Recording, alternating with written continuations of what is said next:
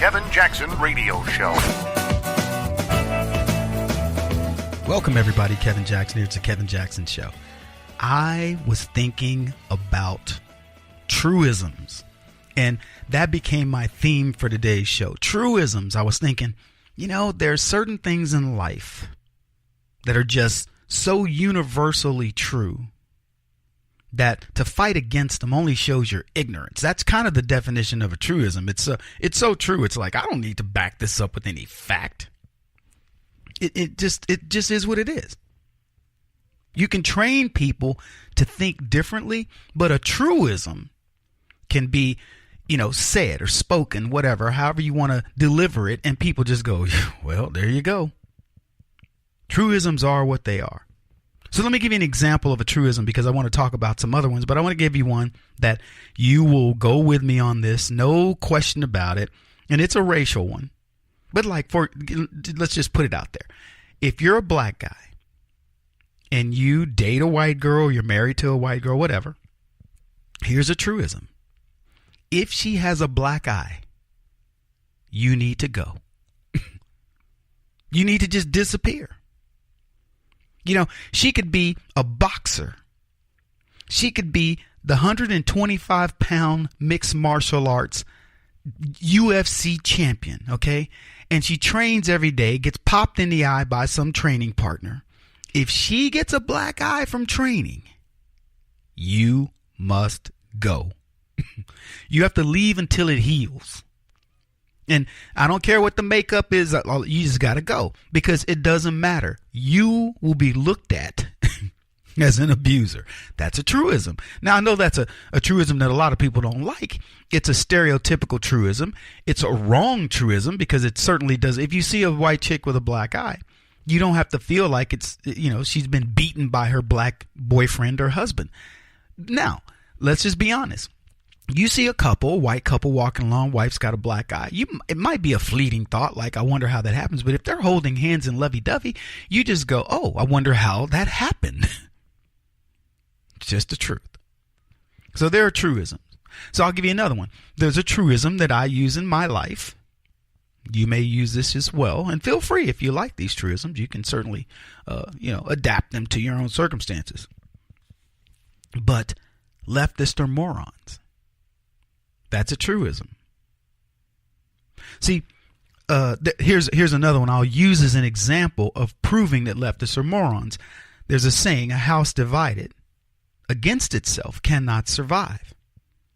So what does the left do to the house? Let's just make that a metaphorical America. What do? They divide the house. Leftism divides. It divides black against white. It divides rich against poor. It divides women against men. It divides. That's what they do. We look at life and we see the differences in people, but we embrace them. I see the difference between a man and a woman. I get it. But I don't look at a woman and go, she's different, therefore she's less. Sure, I'm stronger than most women. Not all women, but I'm stronger than most. I'm smarter than some. I'm not smarter than others, depending on the topic. And even with the topic, that's a true statement. I'm an engineer, but there are smarter female engineers. I'm a mathematician. There are smarter female mathematicians, so on and so forth. We see life as you're capable. Women are capable. Women, feminists and leftists, they see it as, oh, if you ever say you're smarter than a woman, Kevin, you got to be a misogynist. They want to divide me. They want to divide us. That's what they do. A house divided against itself cannot stand. The left know this is a truism. They know it. There's no debate here. But what do? They divide. But worse than that, they accuse you of being the divisive one. They say you guys are the ones that do. Barack Obama ushered in, for example, one of the most racially sensitive times in American history.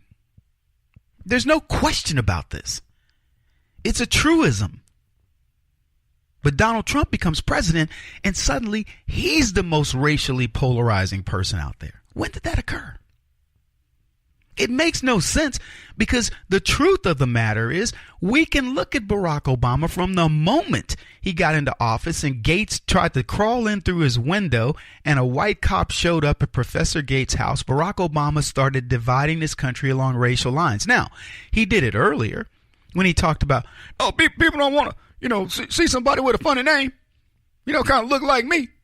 And he wanted you to focus on color. He wanted you to focus on the difference in his name, the idea, the religion around it, and all the things that were associated with that, because he wanted to divide you. Barack Obama couldn't run on the idea of just, here are my policies, here's my experience, because he wouldn't have won. If he had said, look, disregard my color and things like that, it would have been over. There's no hoopla over a dude with his credentials, and he proved it. So he already started dividing the House. He gets into the presidency, and he goes worse. He brings on the most polarizing, ethnocentric racists you could possibly put into office. And they just go out on this racial tear. They are going to eliminate years and years of oppression of blacks, even though it's already gone. But they want to remind you of how bad it is, because guess what?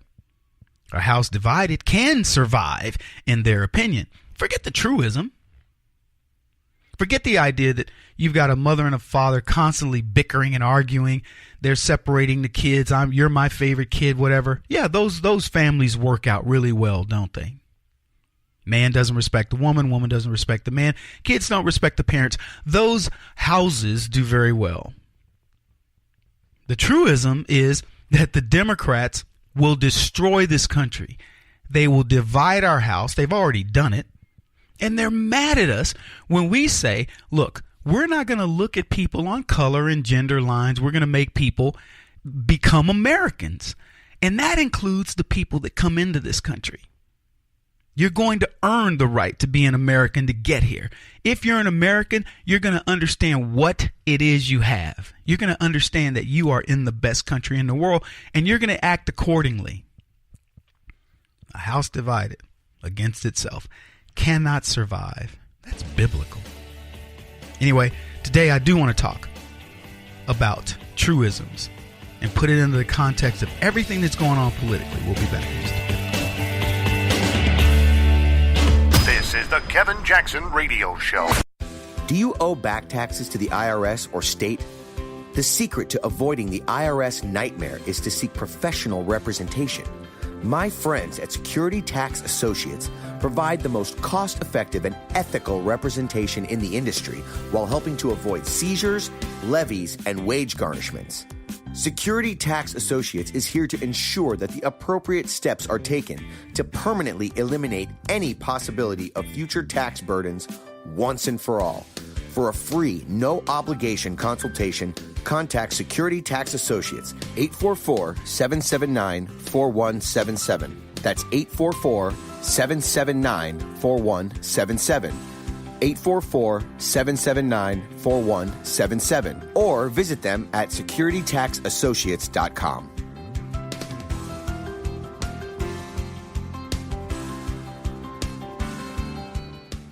Beth Cook Moranville, author of Closer Than Your Breath, a book of hope. Hope, that wonderful, wonderful four-letter word that you may feel completely out of.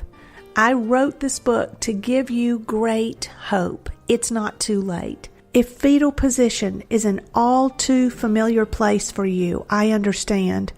If the next 60 seconds are too long, this book is for you. Wherever you are right now, whether you're dealing with divorce or death or sickness, take hope. You are going to make it through this pain. Don't roll your eyes. I've walked this road and I know it. The best is yet to come. Closer Than Your Breath, a book of hope from author and speaker Beth Cook Moranville, can be found on Amazon.com or Kindle.com. For more information, visit closerthanyourBreath.com or on Facebook at Closer Than Your Breath.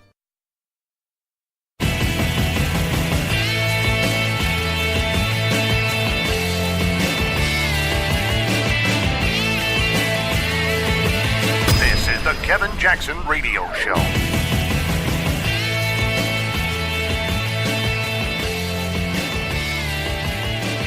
Hey everybody, Kevin Jackson. It's the Kevin Jackson Show. If you want to reach us, 844-551-8255, or you want to get us on demand anytime you want, kjradio.com. And we're always happy to have you download the show, listen to segments, pass those along to friends, etc. And today we are talking about truisms. And the reason why I'm talking about this is because a truism is something that's irrefutable. You don't even bother to argue it. Apple doesn't fall far from the tree. Look at the Jesse Jackson family, right? Look at the Clinton family. Look at these politicians who do the craziest things, and then you look at their kids and you go, there you go. Apple doesn't fall far from the tree. And why are we so focused on family and raising kids right? My son threw a piece of paper, like it was very small, like a gum wrapper, on the ground. And his mom said to him, "Get that up." And he was like, scrambling. He's like, "It was just a little piece of paper.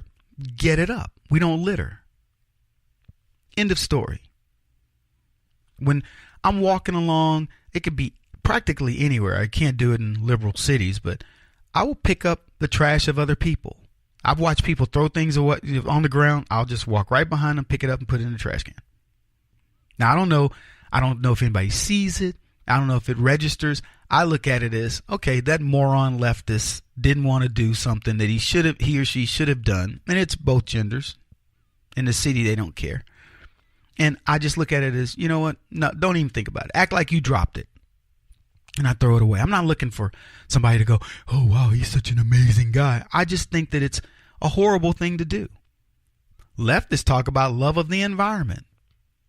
The truism would be we should respect Mother Earth and take care of it, right? There's nobody that would argue with that. But who does it? We do. Conservatives do. Leftists don't. They talk about it. There's another truism.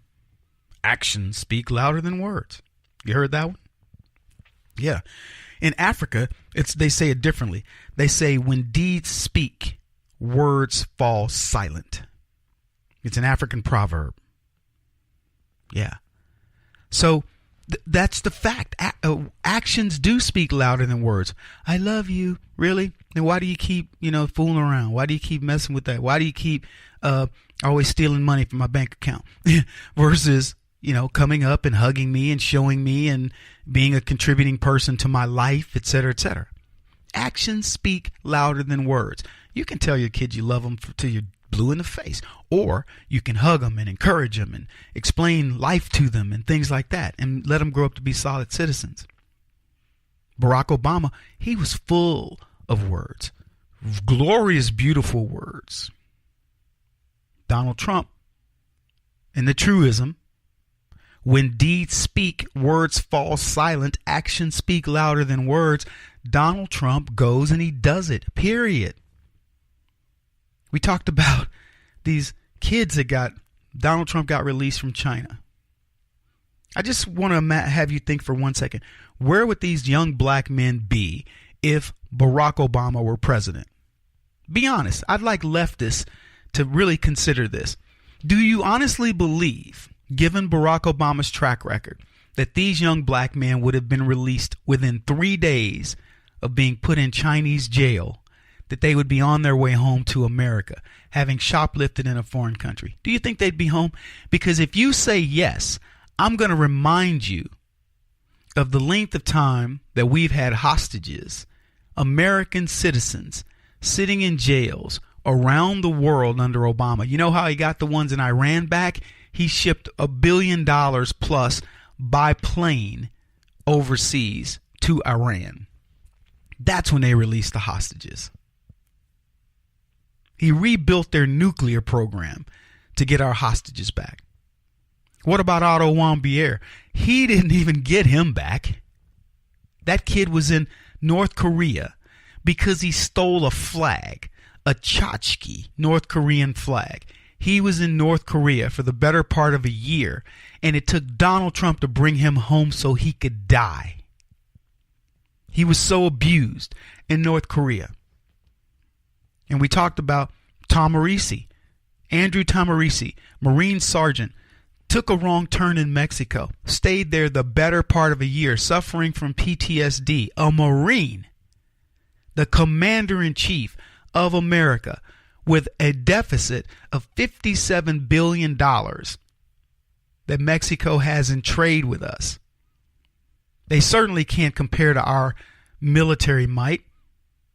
And Barack Obama couldn't make a phone call and get a Marine sergeant home.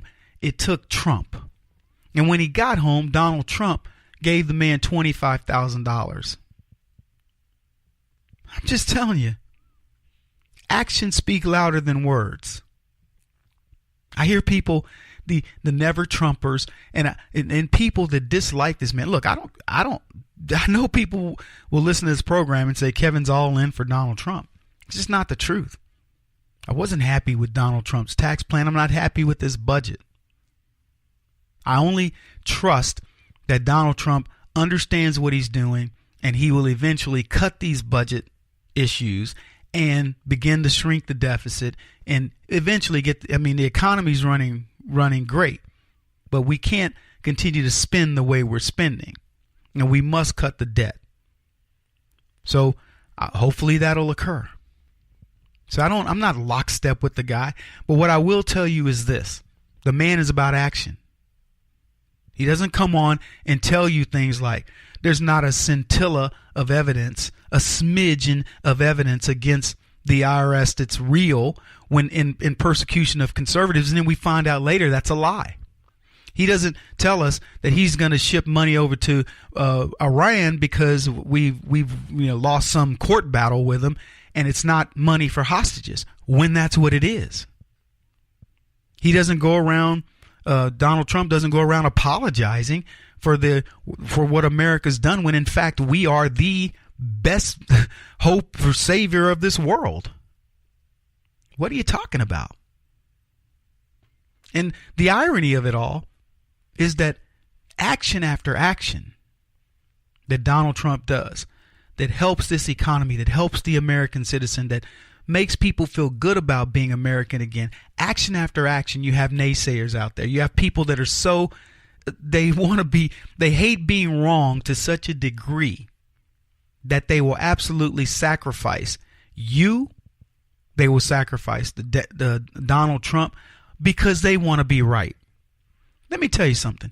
If I had been wrong about Barack Obama, I would gladly admit it. If the dude came out saving companies, bringing business back, revitalizing the economy, I would tell you in an instant, man, I'm completely wrong. Well, Kevin, what about his stock market? He paid $1 trillion a year to prop up the stock market. Donald Trump's not having to do that. Anyway, we're talking about truisms today, folks. Next, we'll talk about the best times and the worst of times.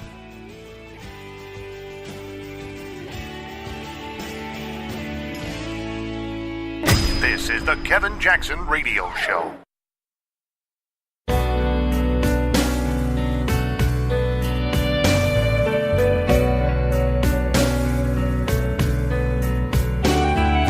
This is the Kevin Jackson Radio Show. Welcome back, everybody. Kevin Jackson here. It's the Kevin Jackson Show. KJRadio.com. So happy to have you with me. We are discussing truisms today. If you want to chime in on it. In fact, let's do this.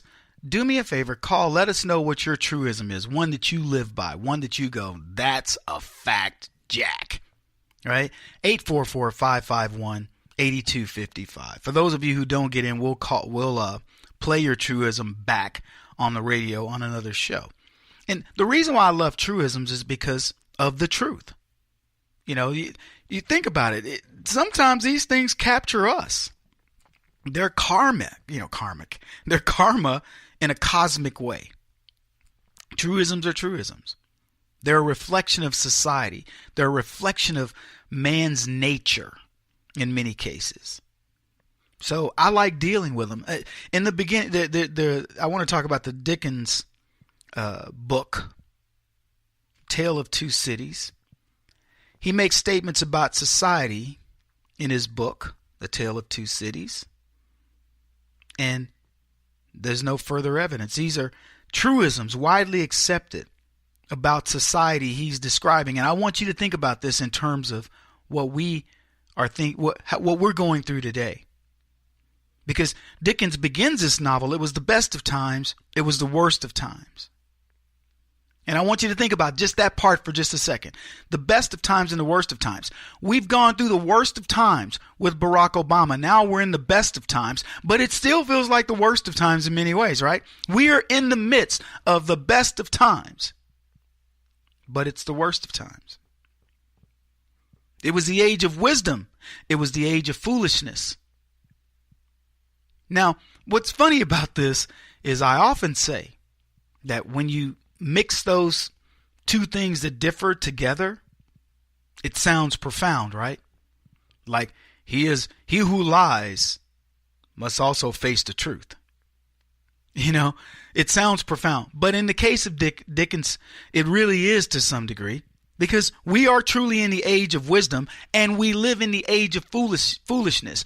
We've got a person now who's in control of the country, Donald Trump, who is a wise man. Wise in ways that many of us don't even understand. Wise in ways that have made him a billionaire and gave him an inside understanding of things that, quite frankly, we don't know. We don't know because we walk around like bumpkins most of the time.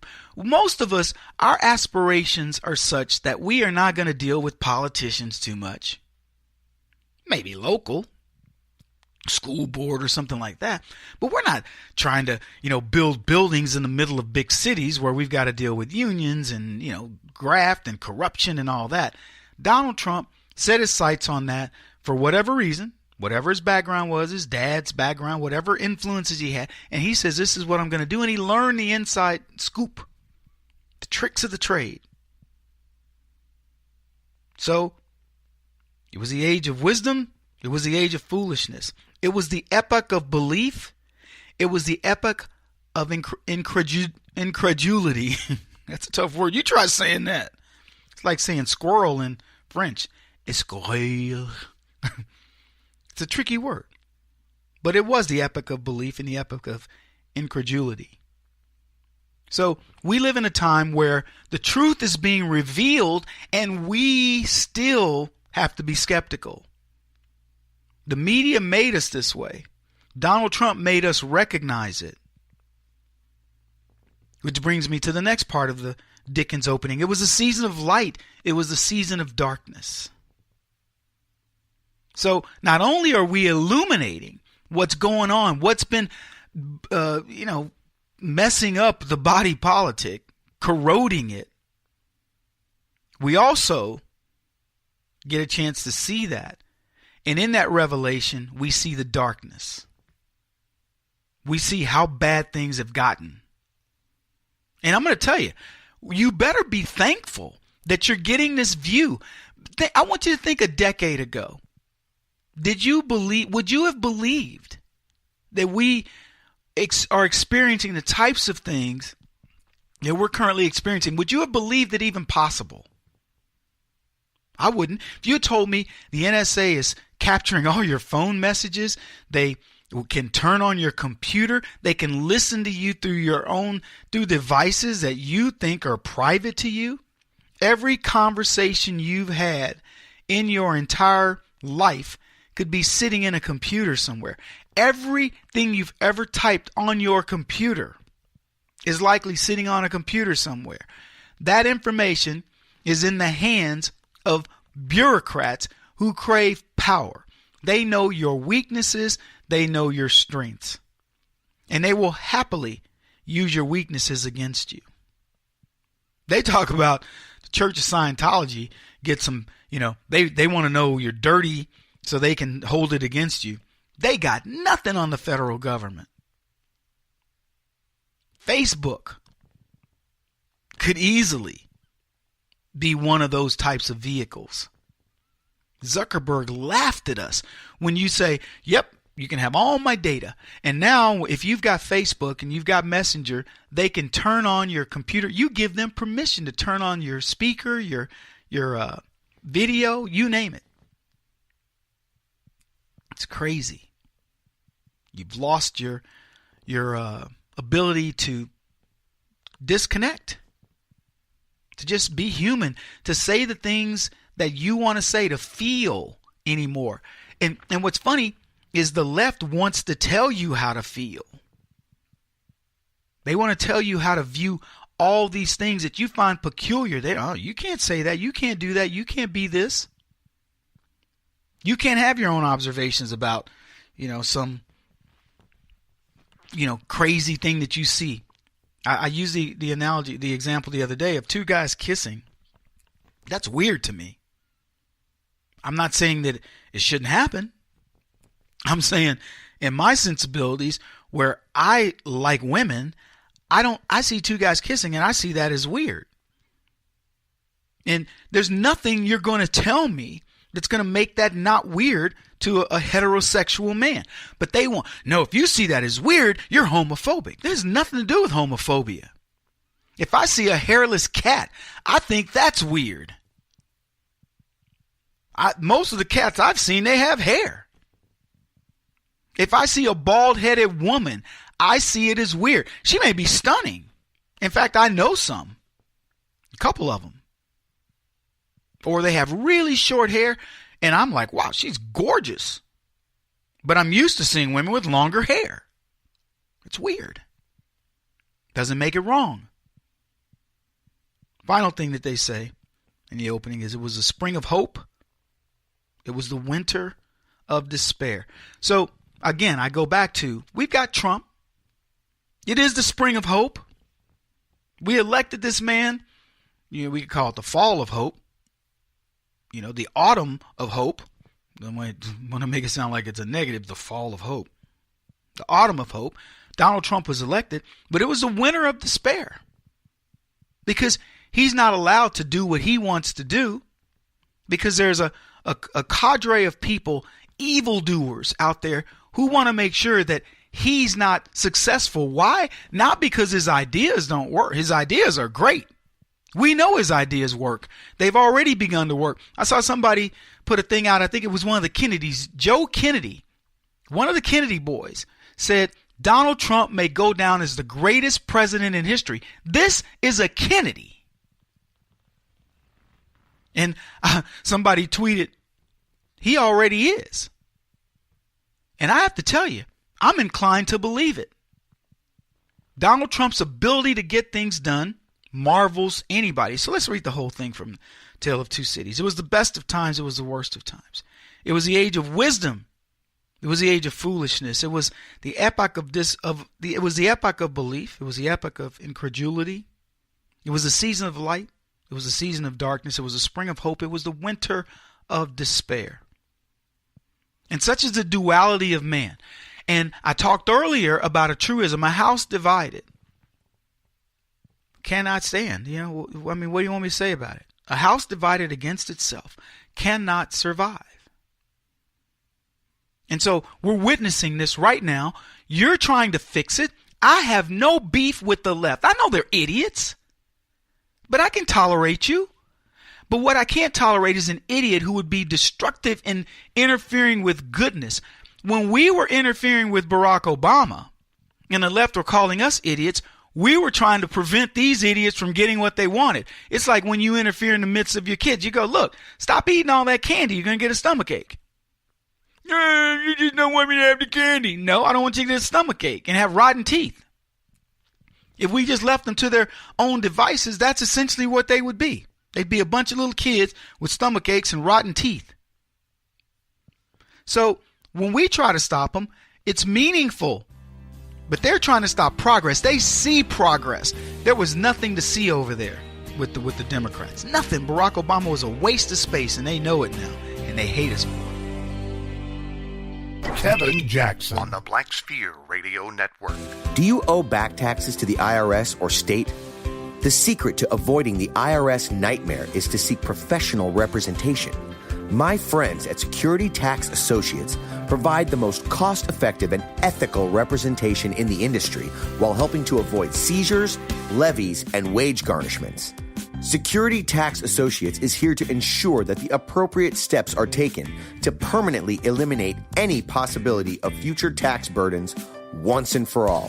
For a free, no-obligation consultation, contact Security Tax Associates, 844-779-4177. That's 844-779-4177. 844-779-4177. Or visit them at securitytaxassociates.com.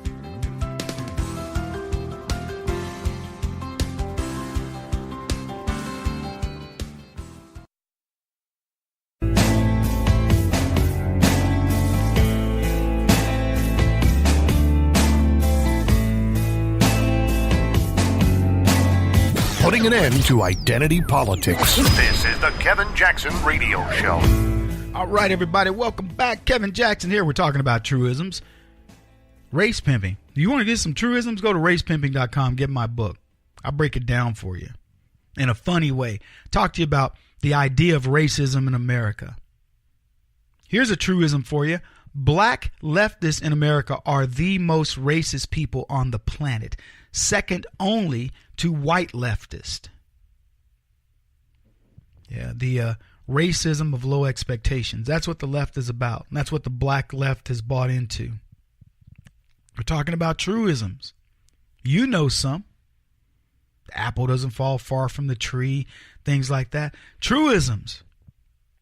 Things that people can't dispute. What goes up must come down. You got them. You know what I'm talking about. Truisms. Belief system. Many of the truisms are drawn from the Bible. I talk often about Proverbs. And again, this isn't meant to be a religious thing, but I happen to have a religious background. Went to church my entire life, still do. And my brother's a PhD in theology, and we have these very deep discussions. And I love the book of Proverbs. The reason is, every time somebody says something profound, my brother will go, that's Proverbs, blankety blank, blankety blank blank. And I'm like, really? He's like, yeah, you go read it. Same thing. There's nothing new under the sun. That's a truism, by the way. And it's a proverb. So you give me your saying, like a stitch in time saves 9. A bird in the hand is worth 2 in the bush, or whatever. And I'll go to a proverb and I'll tell you exactly where it is. There is nothing that has been uttered by man that isn't in a proverb. I've looked. I've tried to find. I've been like, well, surely there's got to be something. No, there's not. Now there'll be people that'll go, looking good. It means you'll open your Bibles. You'll crack it open and try to find something. But these truisms that I'm talking about are things that, you will have a biblical reference. You'll think about it. For example, let he who is without sin cast the first stone. I'm sure Roy Moore would love to be putting that one on some folks right about now. Yeah. There are people out there who are so quick to accuse. I was talking to a guy once, and he was like, yeah, Kevin, I want you to come speak at an event. And, by the way, are you Catholic? And I went, no. And he goes, well, we can work around that. You're religious. He says, you been divorced? And I go, yeah. Oh, I was like, really? Really? So you could be married. You could have multiple affairs. You could have bludgeoned somebody to death. But because you stayed married, you're going to be sanctimonious about it? Look, nobody wants to get divorced. People do stupid things and marry for the wrong reasons, whatever, you get divorced. But if you think I'm going to wear it as a scarlet letter, sorry, I ain't your Negro. It's not going to happen.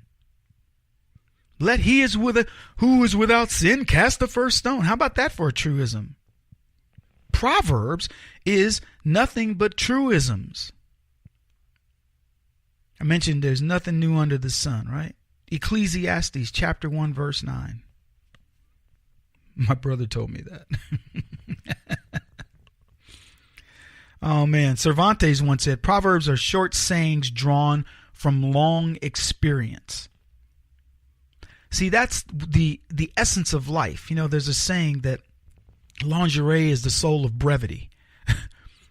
What's funny about life is when you've lived it, when you've endured so many things, you're able to boil it down to certain things that mean something to you. And I think of them as truisms. You boil down life. That's your job. You know what you do with your children? You've lived 25, 30, 40 years, whatever. And your children grow up, you know, you have them in your 20s, and by the time you're in your 30s, you know what you do? You boil down life to them in these short little things that you hope they remember. You know, long experience, short sayings. You've experienced stuff so your kids don't have to. And what we as conservatives do, we try to say to the left, we've already seen this. We've looked into the future. We've already been there, done that. It doesn't work, and they don't care. They're just like rebellious kids. You just don't want me to do it because your stupid life. You think you this, and you just want to live through me. No. I used to say this to my older sons all the time. I would say, son, let me ask you this. Do you think I, as your father, would intentionally steer you wrong? And they, of course, they're looking at me like, well, and I go, or even here's another way to frame it. Do you think that the advice I give you is born of experience and the idea of what is going to get you the best outcome? Because the answer is yes. I wish my dad had spent the time with me that I spent with my sons, explaining life to them. My dad was in prison. Whole other life. Anyway, there's another truism. What goes around comes around. How true is this for the Clintons? Aren't you ready for that? Aren't you ready for a little karma to greet the Clintons? Let me tell you, we are 2 weeks, I don't know exactly the day, but it's within 2 weeks ago. A crazy Muslim rented a truck from Home Depot and ran over 20 people in New York City. He killed 8 of them and wounded 12 others in ways that are horrific. I know one lady lost both legs. And we've practically forgotten it. And what we'll do is, while that incident has occurred, we've allowed many, many, many more Muslims into this country. And the people who say, well, Kevin, I can't believe you're saying that. You sound rather racist, are the very people who should be taking blame for what happened with those people in New York, or what happened to the people in Boston, or what happened to the people in San Bernardino, and the many other plots. And, you know, I could go on about, you know, the Miami nightclub, but the other plots that are against citizens of the United States who have graciously said, we will pay for these people. I mean, I wouldn't say graciously, because I'm not one of them. I'm not graciously paying for them. The government is robbing me to pay to bring people over. I saw a thing that shows we're paying like $3,300 a month per refugee to come into this country. What would you do with $3,300 extra dollars per month? Could you start a business and make it work with that? If that were your salary and you said, I'm going to go do something I love, and the government's going to give me $3,300 untaxable free dollars to go and do what I want, I would be a mogul within 7 years. I'd be doing great within 2, but I would be a mogul within 7 years. And that's what we're doing for these refugees. And the thanks we get is they plot to rent trucks and other vehicles to run us down, or to blow us up, or to knife us, or to shoot us, or whatever else. Speaking of shootings, we'll be talking about the shooting that occurred at the school here in a little bit. What goes around comes around. So what's gone around, folks, is leftism. We've allowed it to go around, and it's come around. And it's coming around in ways that you have to recognize and go, look, I don't care what you think. You're behaving like a child. Can't let you get away with that. There's a saying in the Bible, when I was a child, I behaved like a child. But when I became a man, I abandoned my childish ways. When does the left abandon their childish ways? When do they finally say, you know what? We should start working together. See, we are willing to work with the left as long as they want to be reasonable. But when they want to come back at us with the name calling, you're homophobic. I'm not homophobic, but I'm not going to let a bunch of people who decided that their sexuality is the way that they want to rule themselves, they're not going to make my decisions for me. I'm not xenophobic. Quite the opposite. I love other cultures. I'm one of the Americans who actually speaks more than one language. So don't talk to me about xenophobia. I'm not Islamophobia. But I'll tell you this, I don't like people that want to kill me. I don't care what religion they are. I don't even like the atheist in America that want to kill me. So don't talk to me don't label me. Oh, Kevin, I'm a fiscal conservative but a social liberal. What, really? I'm going to do, if I ever get a show on Fox, I'm going to do a show based just on that notion. So, folks, we have to deal with truisms in life. And we have to make sure people understand that leftism is moronic. That's a truism. Being conservative is a good thing. I got to take a short break. Back in a minute. He won't stop until he's the top-rated radio talk show host in America. What kind of weird competitive freak are you? This is the Kevin Jackson Radio Show.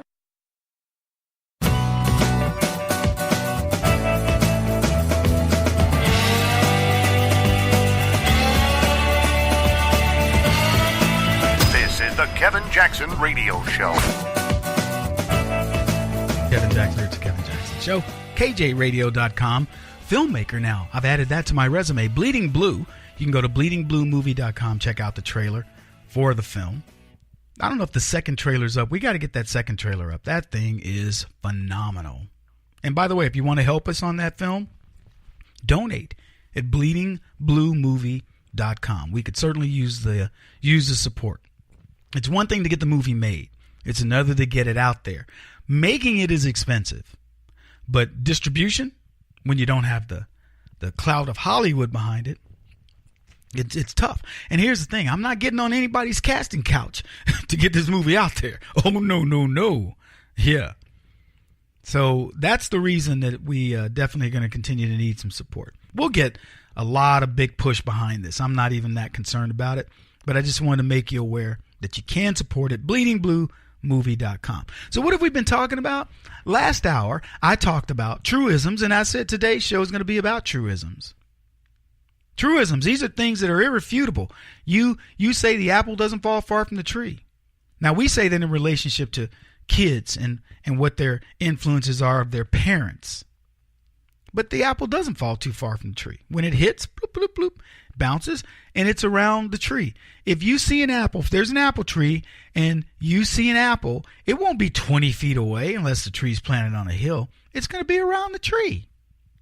That's why we have the saying. And it means that the things around you that you influence are going to be like you. That's why there's a psychological saying that says, you have an 80% chance of being like the people you surround yourselves with. That's why your parents always tell you things like, oh, I don't want you hanging around that boy. That boy's bad news.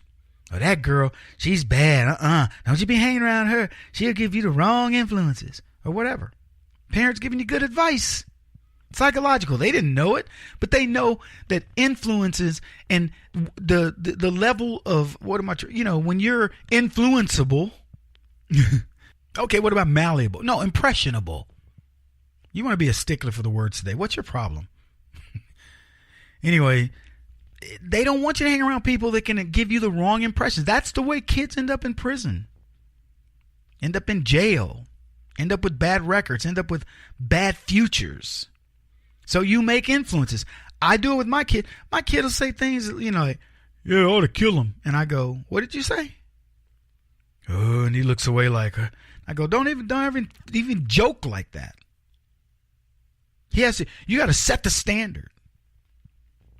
And so these truisms are real. My youngest son is like his dad. He said to me the other day, we were talking about something like Stephen Curry or some ball player, and he says, Dad, so what do you feel about that guy? And I go, I don't like him. He goes, I don't like him either. And I thought, I love you, kid. Chip off the old block. I want him to, when he grows up, he should think for himself. And I tell him all the time, I go, look, we do the best we can. Your parents do the best they can to raise you. Doesn't make us 100% right. But here's what I can tell you. The things that we know, the things that we have lived through, you can take that advice to the bank. I may be telling you something about math or physics that later gets disproved, or there's a new twist on something with engineering. Lord knows, I'm watching technology today.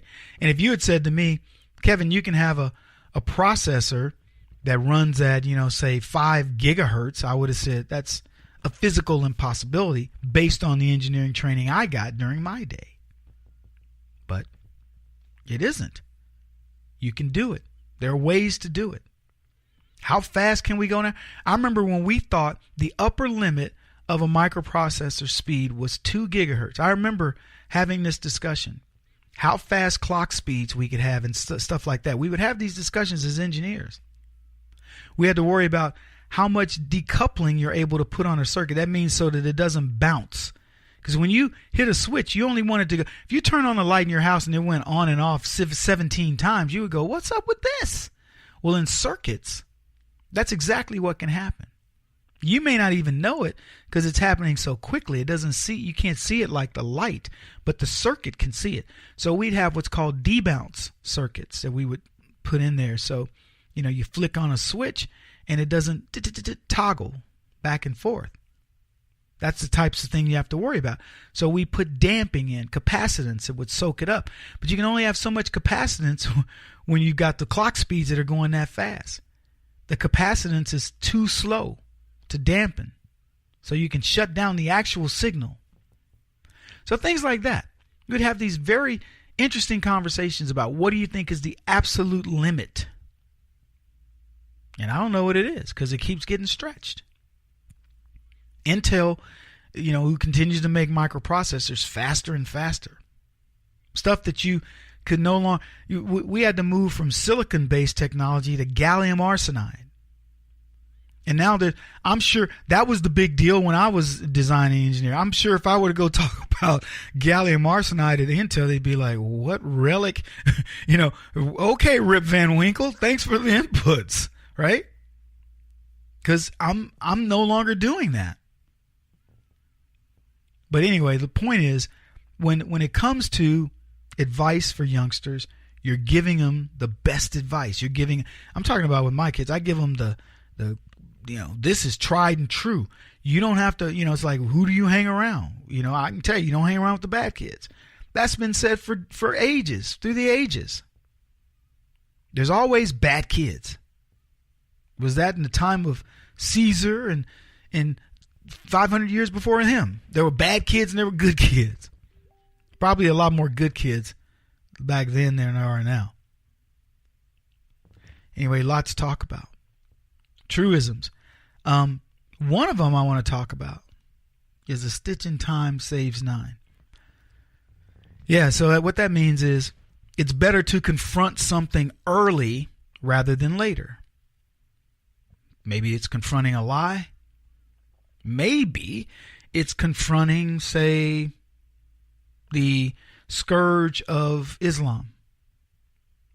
And again, we talk about these issues, and it's a difficult subject for many people. They're like, Kevin, I don't want to hate Muslims. I don't hate Muslims. I don't want to I get it. It's controversial because you want to love your fellow man. But all I can tell you is you have to look at what the reality is. A stitch in time saves 9. How many people's lives could we have saved if we had maintained our policy, our immigration policy of the past versus what we have now?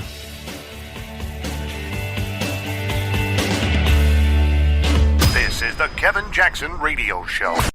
Do you owe back taxes to the IRS or state? The secret to avoiding the IRS nightmare is to seek professional representation. My friends at Security Tax Associates provide the most cost-effective and ethical representation in the industry while helping to avoid seizures, levies, and wage garnishments. Security Tax Associates is here to ensure that the appropriate steps are taken to permanently eliminate any possibility of future tax burdens once and for all. For a free, no-obligation consultation, contact Security Tax Associates, 844-779-4177. That's 844-779-4177. 844-779-4177. Or visit them at securitytaxassociates.com.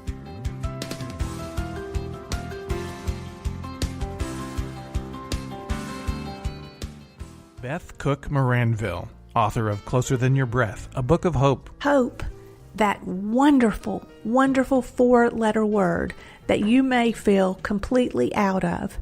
I wrote this book to give you great hope. It's not too late. If fetal position is an all too familiar place for you, I understand.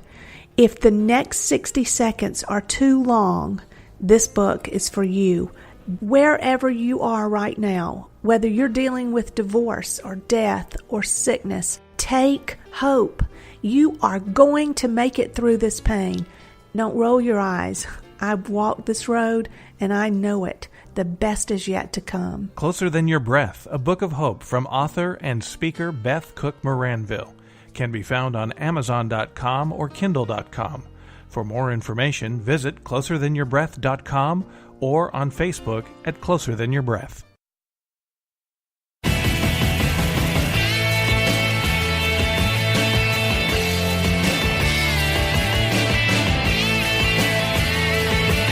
This is the Kevin Jackson Radio Show.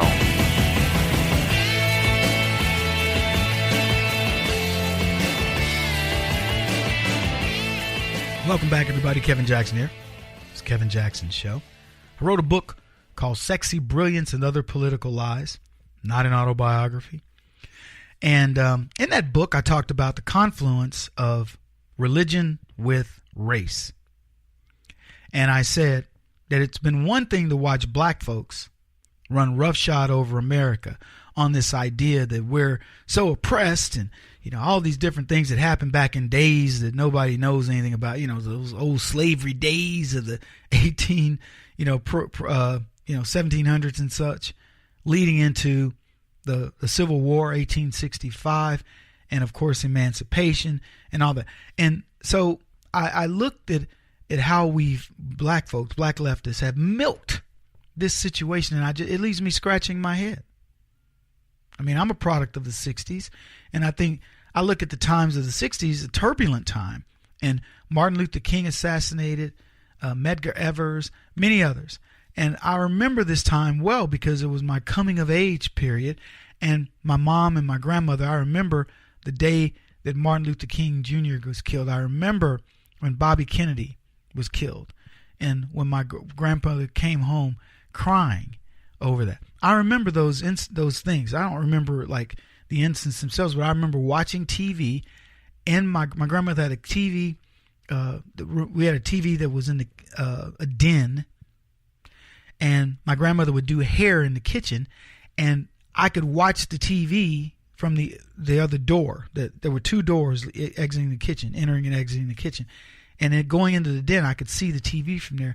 And I remember that TV, black and white TV, sitting on top of a not a stand, but like a dresser like object, and watching them show again and again Bobby Kennedy being killed. I'll never forget it. My grandmother crying over that.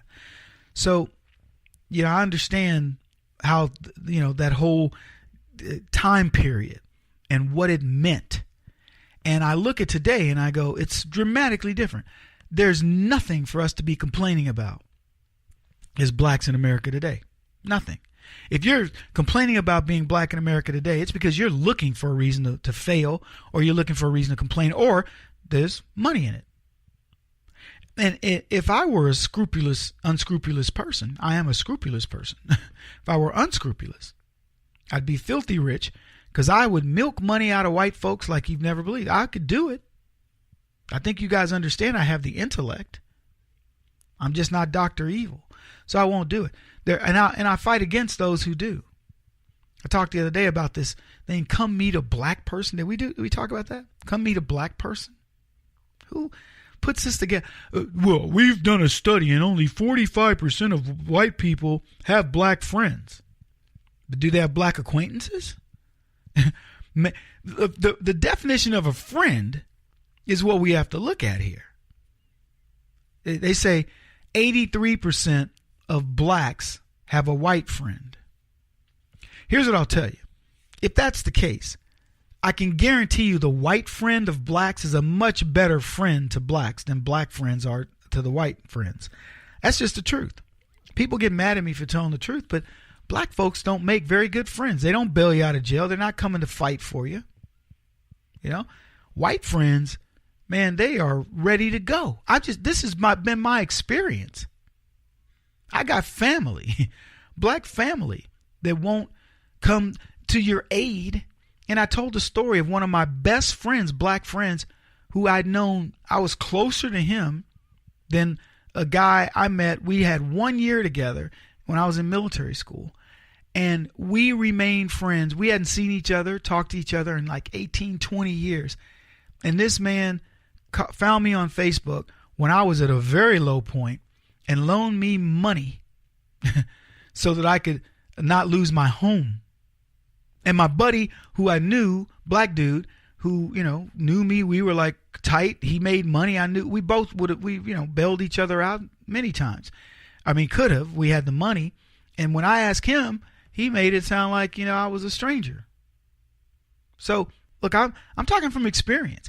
And for the record, if you go to your black buddies, ask them that. Say, okay, so I got a scenario. I heard this guy on the radio saying, he tried to borrow money and he went to two different guys. One guy he knew very well who was a friend who didn't loan it to him. And one guy he met for a year. They had a great year together in school. Always remained friends, but just couldn't find each other. And the one guy bailed him out. And that black dude, whoever your black friend is, will tell you point blank, the guy who didn't loan your black radio host the money was a black guy. The guy who did loan the money without any questions was a white guy. They'll tell you that. If you came to me with that scenario, I would tell you, yep, I know who did it. And it would be a very, very rare thing indeed if a black person did that for you. I had it happen. Years ago, I had to borrow money from one of my best friends. He brought it over. His girlfriend brought it over in a briefcase. He put it on the table. I said, whoa, wait. I need to sign something, don't I? She says, no. Your brother said, give you the money. He doesn't need a signature. You'll get it back to him. It was a substantial amount of money. So that is the rare exception. But let me tell you about that guy. That guy is so different than and I'm not going to say than the average black guy, but it's true. He's very different, raised very differently, and so on and so forth. Tough life, but raised differently. So when I talk about these things, I'm not talking about them from the standpoint of, I'm not really sure. Of course I'm sure. Anyway, so I was talking about truisms. A stitch in time saves 9. Linda Sarsour was made one of the women of the year by Glamour magazine. And Glamour magazine made her woman of the year, one of a few, Gabrielle Union and others, all feminist, all racist, ethnocentric races of one sort or the other. And Linda Sarsour is a woman who has damaged women beyond belief. This is what's so ironic about the left. They would give an award to a woman who preaches the virtues of Sharia law that marginalizes women. Yeah. It's like they look for the worst person you could possibly get and they say, let's make it her. And whether it's GQ with Colin Kaepernick or it's Linda Sarsour in Glamour magazine, the left seem to say in your face, we don't care what you think. We're going to honor who we want and we'll honor scoundrels. And they want you to believe that that's a good thing. That's why I keep talking about a stitch in time saves 9. What are we talking about there? Linda Sarsour has been now in this country. I don't know who got her here. She's been preaching, Muslim this, Islam, knowing the scourge of that religion. And unless we nip it in the bud, she'll gain a foothold. She's now a Woman of the Year. You want to know why we're nipping in the bud Colin Kaepernick?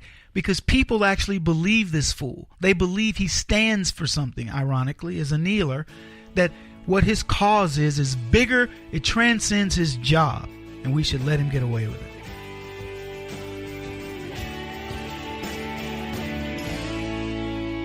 This is the Kevin Jackson Radio Show.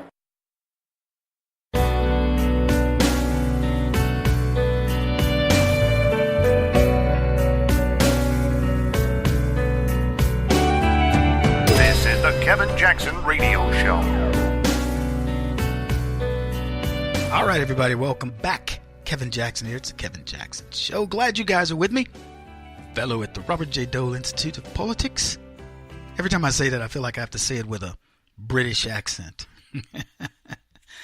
Oh, it sounds so much more professional, so much more distinguished. And it's good enough to just be a fellow at the Robert J. Dole Institute of Politics, which I want to do an event there. I'd like to come up with something we could do there that you think would be meaningful. I want to do meaningful stuff. A debate with feminists or, a debate with, I don't know, leftists, a.k.a. white supremacist. Supremacist. See, I screwed it up. White supremacist. I don't even know what they are.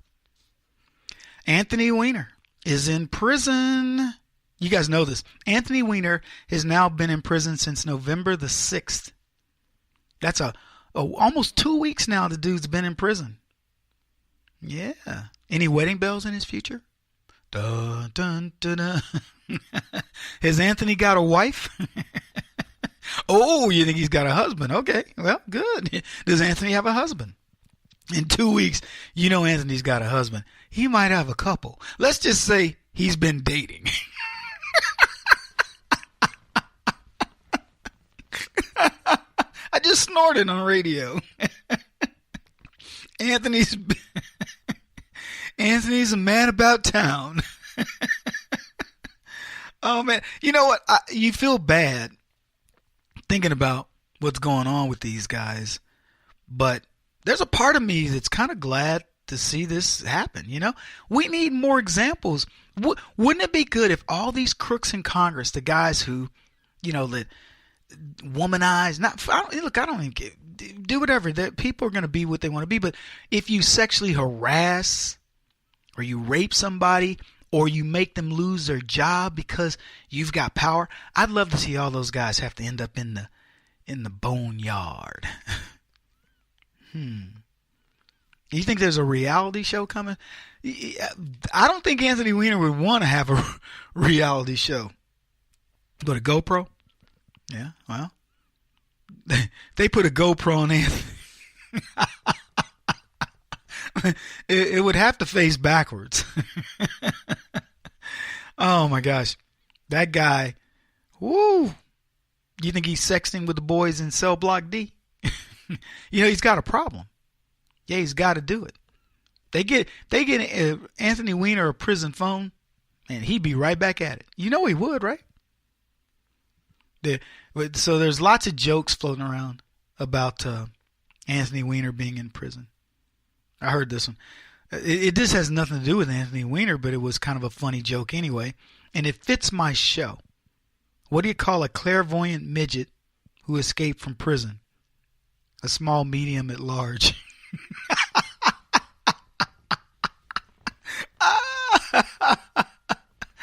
Oh, man. I should have thrown Guatemalan midget in there just for shiggles. Love that. Here's one that fits. This is an old joke. Two guys picked up by the cops. They were smoking dope. And they appeared in court before the judge. And the judge says, "You seem like nice men. I want to give you a second chance rather than, give you jail time. So I want you to go out this weekend and try to show others the evils of drug use and persuade them to give up drugs forever. And I'll see you back in court on Monday, and you better get out there and do some good, fellas. So the two guys go out and, do what they do and do what they've been ordered by the judge to do. And they show up on Monday in court, and the judge asks the first one, he says, "So how'd you do over the weekend?" And the guy says, "Well, Your Honor, I persuaded 17 people to give up drugs forever." And the judge goes, 17 people? It's wonderful. What'd you tell them? He says, "Well, I used a diagram, Your Honor. I drew two circles like this, a big circle and a little circle. And I told them the big circle is your brain before drugs, and the small circle is your brain after drugs." And the judge goes, "Well, that's a great way to do that." So he looks over at the second guy. He says, "Well, how'd you do?" And the second guy says, "Well, Your Honor, I persuaded 156 people to give up drugs forever." And the judge is like, 156? Wow. That's freaking awesome. He goes, "How did you get so many?" And he goes, "Well, I used the same two circles." He says, "But I pointed to the small circle and I told him, this is your butt before prison." That's one of my favorite jokes. I can never get through that joke without laughing. Shame on you, Kevin Jackson. Never laugh at the punchline. Oh, well. That's what they tell comics all the time. Don't laugh at your punchline. Let me tell you, it's a fallacy of comedy. Now, you can't laugh at all your punchlines. You got to give punchlines and be like, blah, blah, blah, blah, blah, bam. But it depends on the type of comedy you're doing. On that one, you probably saw it coming. So, bada bing, bada boom. We got a lot of jokes. What's your favorite joke? You got prison jokes? You got political jokes? What's your favorite joke? I'm just asking. How many Democrats does it take to screw in a light bulb? I don't know. Just one, but it really gets screwed.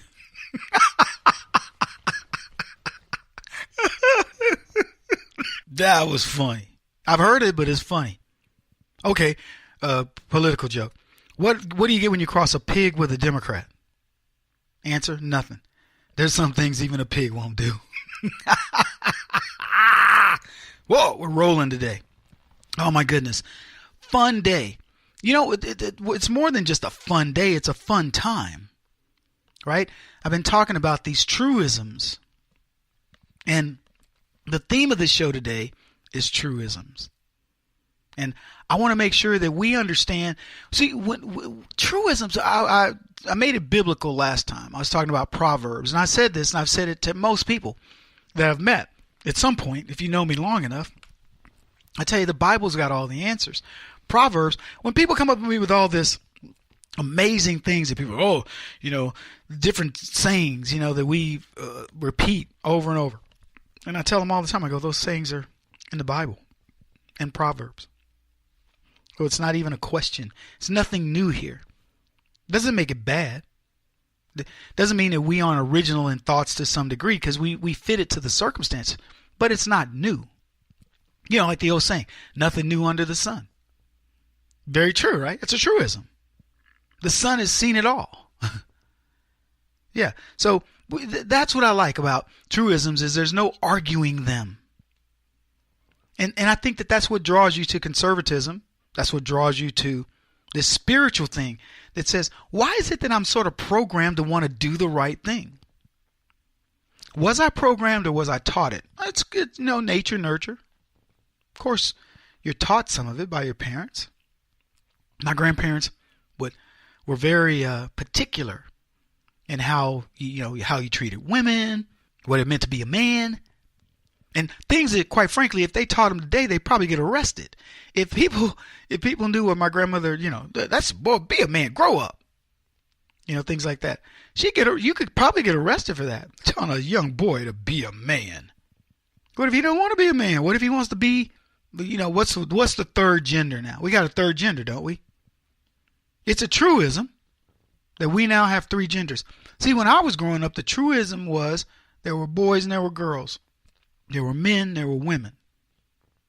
That didn't mean they couldn't grow up and do crazy things with one another. If two guys want to be together, fine. Two women, some people encourage that. Means nothing to me. But the truism, it's like death and taxes. Well, there's only two things for certain, Kev. That's death and taxes. Okay, That's a truism. Yeah, you could probably add a few things to that. You could say, well, I bet you that you are going to use the bathroom. And I bet if you wait, it'll hurt.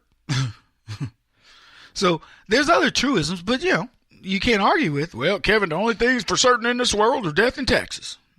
True, depending on how long you live. But I'll go with it. I'll go with that. Two things that are for certain are death and taxes. Anyway, oh my goodness, I don't even know where to go with this. What truism can we apply to prison with Anthony Weiner? I don't know. Like I said, I feel there's a part of me that feels sorry for him because he's probably got a serious problem. There's another side of me that doesn't really care. Oh man. Hey, how about this for since we're on the subject of sexting and all that? Ann Coulter tweeted this. I made this my tweet of the day. Bush family quiz. Which number is greater? Delegates won by Jeb in 2016 or women grow by his father at age 93? I got to say this. I don't have any more respect for the Bushes. I used to. I don't anymore. I was going to do a segment on George Bush Jr. or the younger and try to figure out why is this guy suddenly ended his veil of silence and he attacks Donald Trump all the time. I'm sick of it. I don't know if we're going to cover it. I'm in a different emotional state. Short break, back in a bit. Kevin Jackson on the Black Sphere Radio Network. Do you owe back taxes to the IRS or state? The secret to avoiding the IRS nightmare is to seek professional representation. My friends at Security Tax Associates provide the most cost-effective and ethical representation in the industry while helping to avoid seizures, levies, and wage garnishments. Security Tax Associates is here to ensure that the appropriate steps are taken to permanently eliminate any possibility of future tax burdens once and for all. For a free, no-obligation consultation, contact Security Tax Associates, 844-779-4177. That's 844-779-4177. 844-779-4177. Or visit them at securitytaxassociates.com.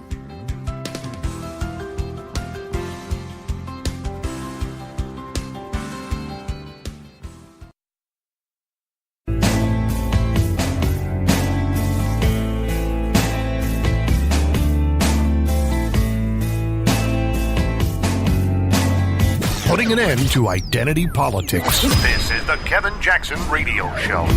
Need a special counsel to look at Secretary Clinton and her campaign and her activities as we are Donald Trump. We need to clean up our system. But let's be honest here, Sean. Bernie Sanders had pulled out effectively before California and was negotiating for a plane and speaking engagements in the fall before he even lost and before he even conceded. But wait a minute, but this was signed long before that. I understand. This is corrupt. Bernie Sanders wasn't honest. My party is rotting to the core. Welcome back, everybody. That was the Doug Schoen. He sounds like the guy. People confuse me with this guy all the time, and I don't know why. But it sounds like David Webb, black dude on Fox.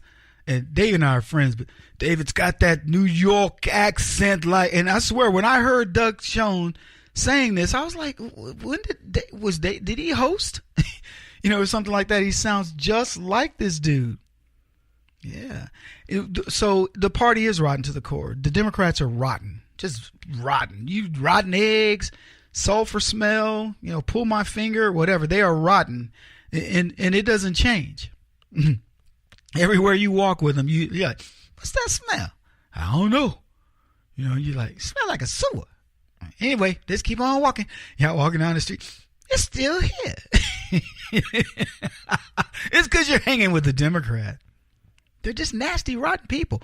And I know people get mad at me. They say, Kevin, come on now. You can't be saying that. Well, yeah, you can.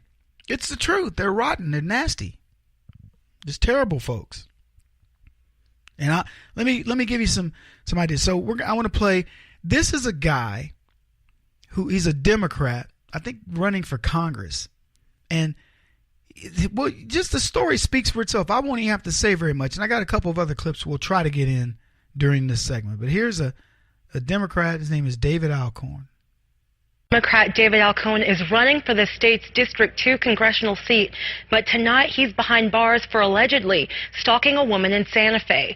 News 13 first told you about the accusations against Alcorn in late October.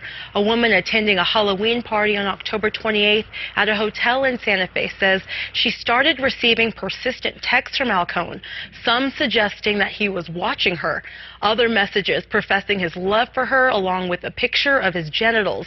Later that night, the woman says Alcorn texted her again that he was outside her apartment. A warrant for Alcorn's arrest was issued on October 30th. We now know that rather than turning himself into Santa Fe police, Alcorn was just arrested Friday in Albuquerque. Police were called to the Villa de San Felipe apartment on Cole near 7th for a welfare check. Police did not elaborate on what happened when they got to the scene, just that Alcorn was arrested. He's not facing any new charges from APD, according to jail records. It's unclear why Alcorn was there. All of his publicly listed addresses are for Milan, New Mexico. Alcorn is now sitting in MDC on a no bond hold so he can be extradited to Santa Fe. Every time I think about these Democrats, I think about the show Forged in Fire. They will kill.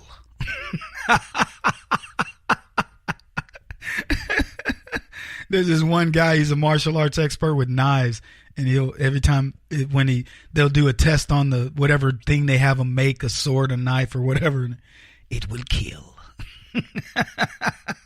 Leftists will kill you. They will beat the crap out of you, or they will kill you. That is a fact.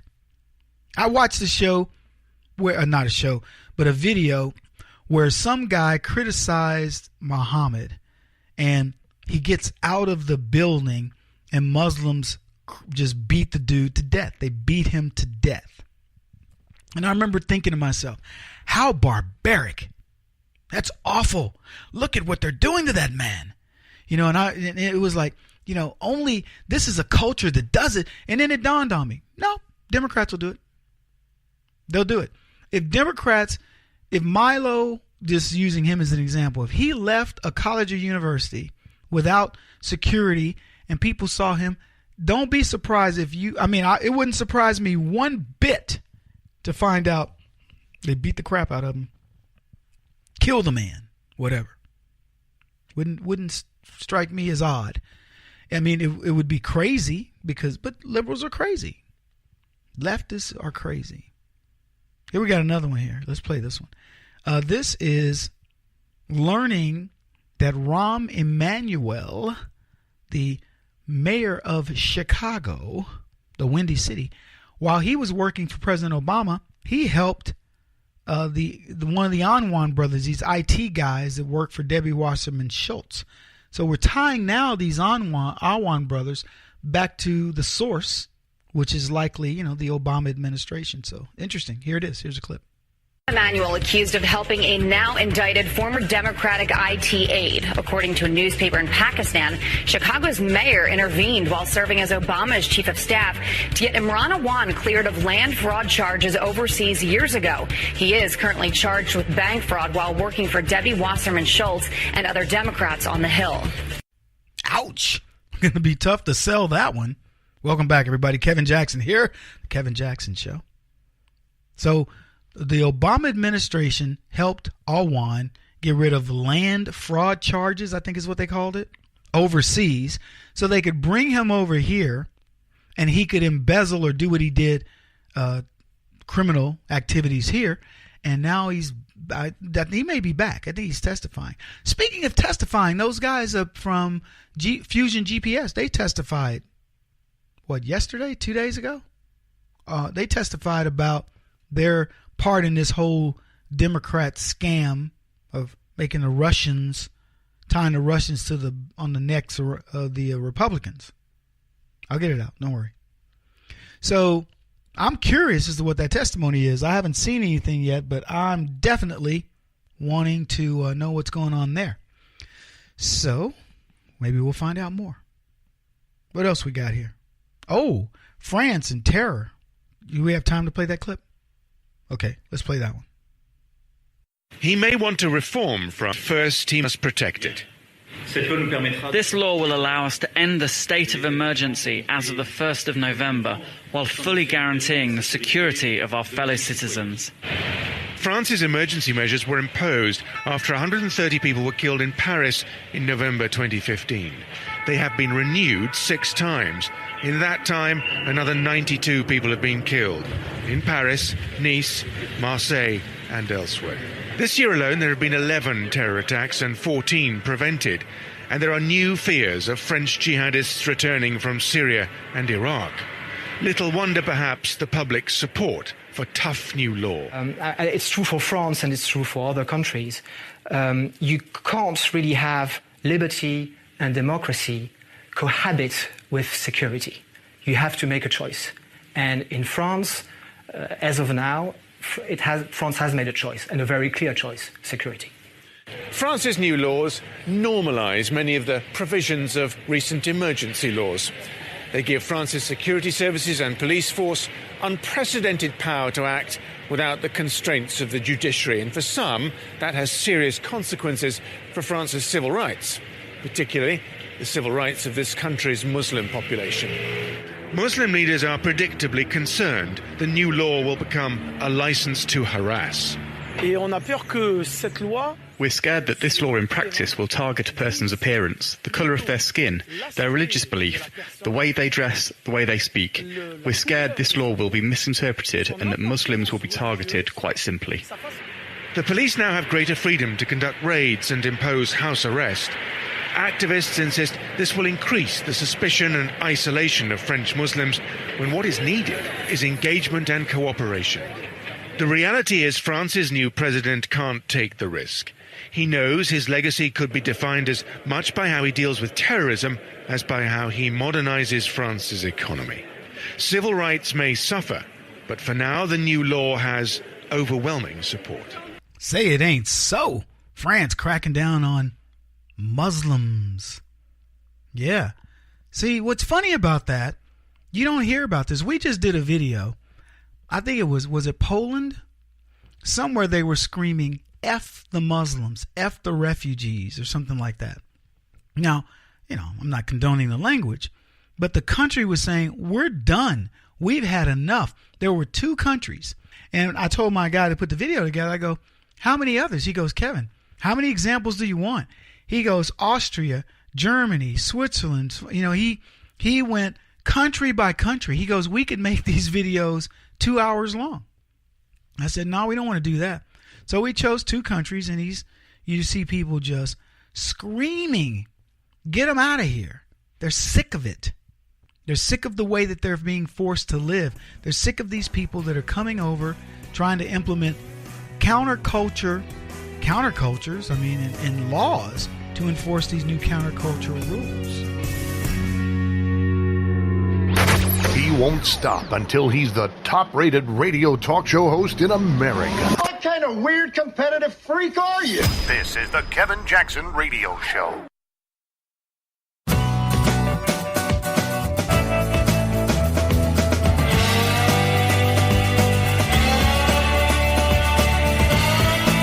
This is the Kevin Jackson Radio Show. Hey everybody, welcome. Kevin Jackson here. The Democrats are gleeful that there's been another school shooting. This one happened in California. A gunman killed 4 people in a remote Northern California community. But they say a much bigger death toll was averted when the killer was unable to break into the elementary school. So now we're at a point in America, folks. Welcome to the Kevin Jackson Show, by the way, where we got to lock our schools. It was so funny. Take my little boy to school, right? Don't really notice. You drop the kid off. I got stuff to do, whatever. And my son, he says to me one day, I was taking him, he says, Dad, school's like a prison. And I went, what? He goes, yeah, it's like a prison. He goes, you can't get out. He goes, look, it's fenced off over there. This is where we play. And I looked around. I went, whoa, it is like a prison. I remember my schools, no fences whatsoever. That school could have had a moat next to it with alligators, and we would have still been playing out on the playground. It didn't matter. We were just self-sufficient, and we weren't worried about people coming onto the grounds and shooting. And let me tell you, at high school, you wouldn't even dare. We were all armed. And I walked off every single campus. I'm talking about from elementary school till the moment I got out of high school. Not a fence to be found. Nothing. Now they're fortresses. They buzz you in. You got to sign in. And look, and I get it. You don't know whose kid it is. You don't know who's got some issues. Who's coming there to pick up the kids to drown them or whatever. I understand. But my little boy recognized that school, he goes, it's like a prison. And I go, does it feel like that on the inside? He goes, no. He goes, it's fun when you get inside. But he goes, just look at it. And we were having this very adult conversation about his school looking like a prison. And I had noticed. So then I started looking at all the schools I'd go by. School after school. They got, gated schools. I mean, every one of them. You can't crawl through. They're either those wrought iron fences, and then at the very back they have the chain link. A little easier to get over those. I'm surprised it doesn't have the wire, that prison wire.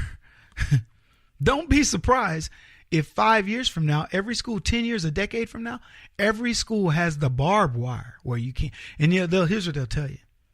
That's to keep people out. Yeah, whatever. It's to keep your little hooligans in. It'll start in the cities. Yeah, it'll just be for the black kids, the incorrigibles, the Latinos and the black kids. And then they'll go, we got to put that down out in the suburbs. We can't just make it think that we're just trying to mess around here with the Hispanics, the minorities.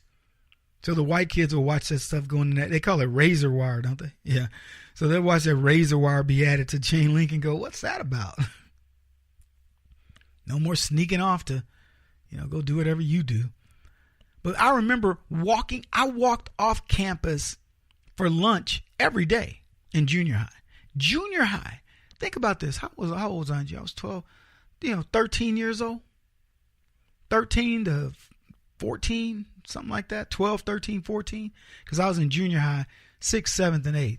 So in the 6th grade, I was probably 12, 13, and 14.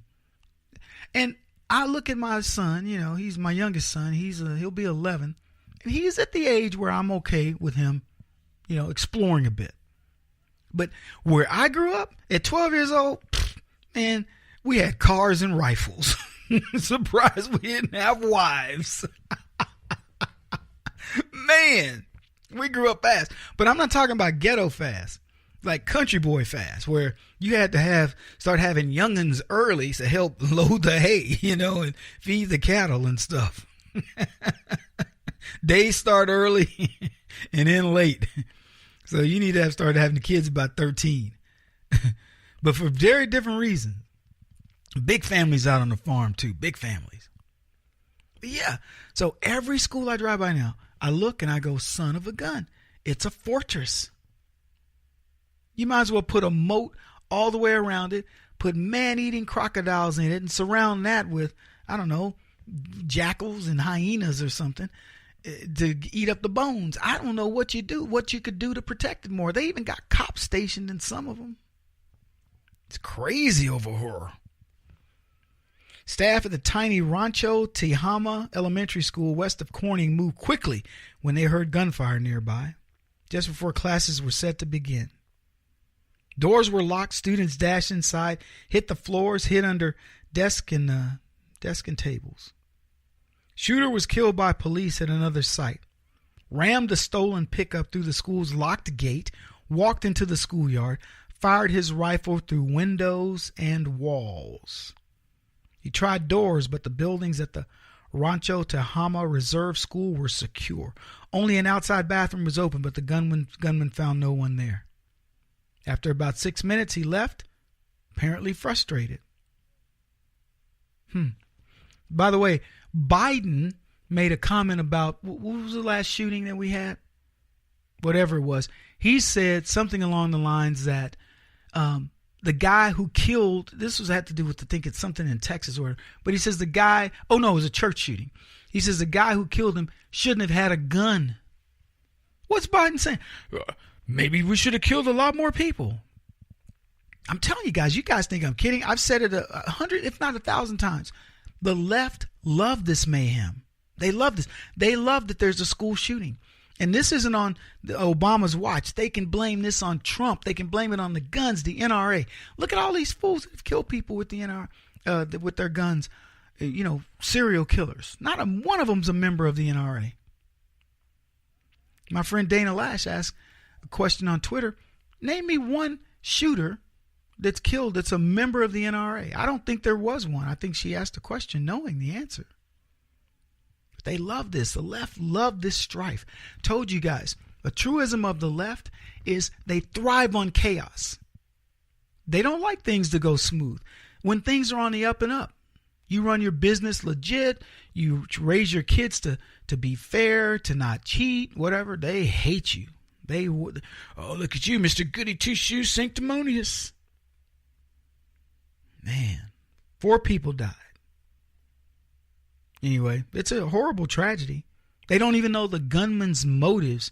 Maybe they do by now. I didn't follow the story beyond too much, but I know how they're going to try to milk it. That I know.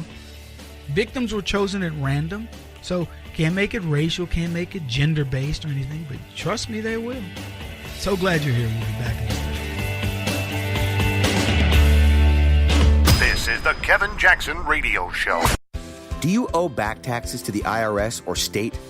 The secret to avoiding the IRS nightmare is to seek professional representation. My friends at Security Tax Associates provide the most cost-effective and ethical representation in the industry while helping to avoid seizures, levies, and wage garnishments. Security Tax Associates is here to ensure that the appropriate steps are taken to permanently eliminate any possibility of future tax burdens once and for all.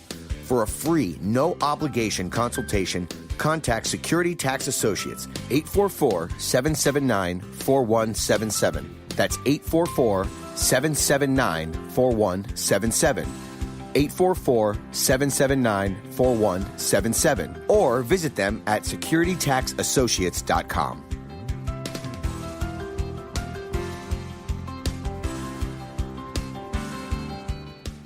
Beth Cook Moranville, author of Closer Than Your Breath, a book of hope. Hope, that wonderful, wonderful 4-letter word that you may feel completely out of.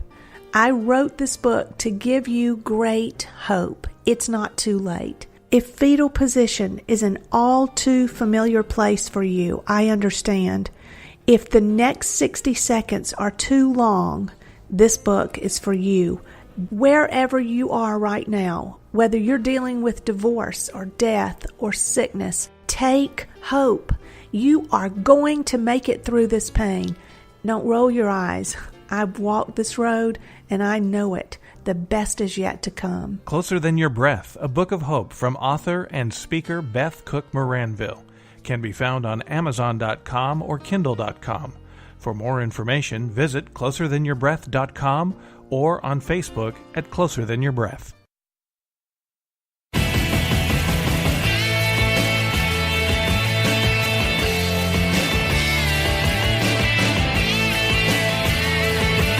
This is the Kevin Jackson Radio Show.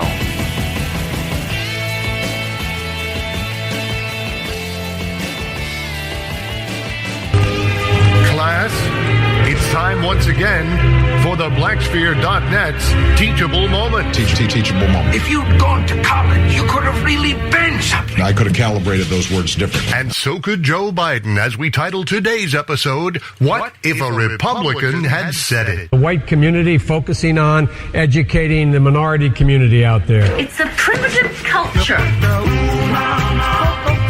I spent last summer going through the black sections of my town, holding rallies in parks, trying to get black men to understand it's not unmanly to wear a condom. You're a man's man. You're a man's man. Getting women to understand they can say no. Well, I guess that makes our naughty parts tingle. I got tested for AIDS. I know Barack got tested for AIDS. There's no shame in being tested for AIDS. Everyone has AIDS. AIDS, AIDS, What if a Republican had said it? Wow, that's a really good question, man. If a Republican had said what Joe Biden said, the Democrats would finally be in favor of the death penalty. You are terminated. This ends up being what's called a teachable moment. I've seen how these things escalate. Find more online at theblacksphere.net. Class dismissed. All right, everybody, welcome back. So, Joe Biden, good to know he's out there protecting black people, protecting black women. You can say no to the black man. Protecting black men. Wear a condom, fellas. Yeah, it's always good to know when guys like Joe Biden are out there. They got you back. And it's also good to know that Joe got tested for AIDS because, according to the Secret Service, Joe, he's a piece of work. Have you seen Biden around women? This dude is like a kid in a candy store, and it doesn't matter what age they are. He like gets all up in their hair and he's all, yeah, Joe, what's my name? Who's your daddy? It's too funny. Unabashed sexual harasser of all women. And his behavior with children suggests he's an unapologetic pedophile, folks. Apparently the reward of power. To have such power. If you see videos of Biden and pictures of Biden, I'm talking about the press pool at the White House. This guy openly sexually harasses women. You should see the pictures of these women. They look horrified. They're all, and it's not a laugh. It's that nervous laugh. I know my laugh looked funny just now. My producers are like looking at me going, what the? I know. But you know what I'm talking about, that nervous laugh. Like, it's not like I'm enjoying this laugh. As Biden's got his arm around him. He will double arm you as a woman, come in behind you, spoon, ask you, do you feel something? No. But he'll put his hands like right under the bra cup, the cups of a woman's bra, and then just sort of cup them. Here's what he'll do. Look at the pictures. You don't have to believe me. I don't even want you to believe me. I'm just telling you what the man does. It's unbelievable. And you know what he also does? I think he gets pleasure out of doing this in front of the women's husbands and their little girls' fathers. I think that's a show of his power. And he can only get away with this with leftist pansies. Because if Biden touched, my girl, or if I had daughters, I would end that fool. Punch his lights out. It'd be like, former Mr. Vice President was, punched. I wouldn't bludgeon him, but I would punch him. I'd punch him in his jaw. I'd knock him out. I'd tell you that. I'd knock him out. Like Hollywood and with Weinstein, DC knows all about Joe Biden. Just telling you. Did you see this thing with this former Secret Service agent that was assigned to Biden's residence? He says that they actually needed to protect women from Joe, not the other way around. He said, we had to cancel the VP Christmas get-together at the vice president's house because Biden would grope all of our wives and girlfriends' butts. He used a different word. He was speaking of the annual party for agents and Navy personnel who were tasked with protecting the vice president's family. And he added this, he would mess with every single woman or teen. It was horrible. Now, I saw this video. This is actually a very funny one. Hillary Clinton's getting off the plane. Joe Biden gets her, puts both arms around her. She's in a blue pantsuit. Puts both arms around her, and he's kind of holding on. And Hillary hugs him at first, but it lasts too long. So then she just drops her arms, and Joe is still hanging on for a very awkward amount of time. Yeah. And you could just see that Hillary's kind of like, you can let go of me. And now her back is arching because he's trying to get away from him because it's like he's going to come in for the kill. And that's Hillary. Joe. Woo. I'd love to see the Secret Service records because they said this guy who was giving this report on him, he says one time one of the Secret Service agents got suspended a week because of Joe Biden. You may not have heard about this story, but it was in 2009, and they said the agent supposedly shoved Biden after he cupped the man's girlfriend's breast while the couple was taking a photo with him. Now, I'm going to tell you, that agent is the only one who felt that way. There's a picture of Biden. He's at a diner. This is when he and Barack Obama are like going out on the stump. And Biden's got a biker chick sitting in his lap, and her boyfriend is looking over at Biden like, what? And it's not a friendly look. And I'm telling you, I believe this is Biden's power move. I think he thinks, you can't touch me. You touch me, you're in trouble. Well, tell you what, do the wrong thing to my family members or friends and watch and see if I would touch you. I'd touch him. It's amazing to watch this. So anyway, this guy, Biden grabs a guy's girlfriend's breast, and they were taking a photo with him. And this dude, they said they had to keep him separated because he was like ready to crush Biden. They said people had to step in to keep him from knocking Biden's lights out. See, that's what I was telling you. If you're a pansy, you'll let that happen. Watch, there are guys go, yeah, I'm happy to accept this award from the vice president. And he's over there giving a shoulder rub, yeah, baby, to his wife, to the dude's wife. And she's got this awkward look on her face like, what are you doing? Will you just please stop?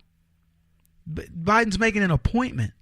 You know, like, I'm talking about giving this guy a new role while he's molesting his wife simultaneously. It's almost like Joe is saying, whenever you look at this video of you getting this award, you're going to see that I was able to molest your wife right in front of your very eyes. He's a lecherous old fart is what he is. And I don't know who's going to protect him, but there's nothing. What are you protecting? It's unbelievable. Young girls.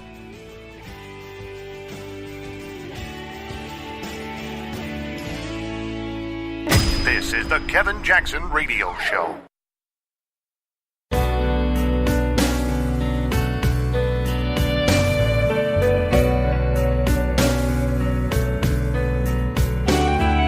This is the Kevin Jackson Radio Show. Welcome back, everybody. Kevin Jackson here. Talking about Joe Biden. He's a lech. He is.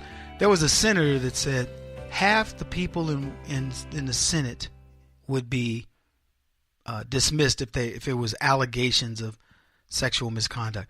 But here's the thing, and this is where it always comes back to. You see these young, hot young girls who will be with these 70-year-old men and 80-year-old men. Don't even miss a beat. They're, traveling companions, concubines, you name it. And so when you hear these women then cry foul, you're like, tough to believe you. Tough to believe that you didn't sell out for power. And look, I'm not trying to be, don't misunderstand me. I know that guys will hit on women and do the wrong thing and they will use their power, but we're talking about in the real world of business, man, you better, if once somebody tells you no, you better jump off. You better leave it alone. But in Congress, man, they'll reassign you, do things, and nothing happens. Hollywood's the same way. It's where you get that power, man, the most power. You could be the most powerful CEO in the world. You get enough people that say, he's sexually harassing me, you're in big trouble. But you're in Hollywood, there are people that will cover it up for you. In D.C., Lord, they make Hollywood look benign in comparison.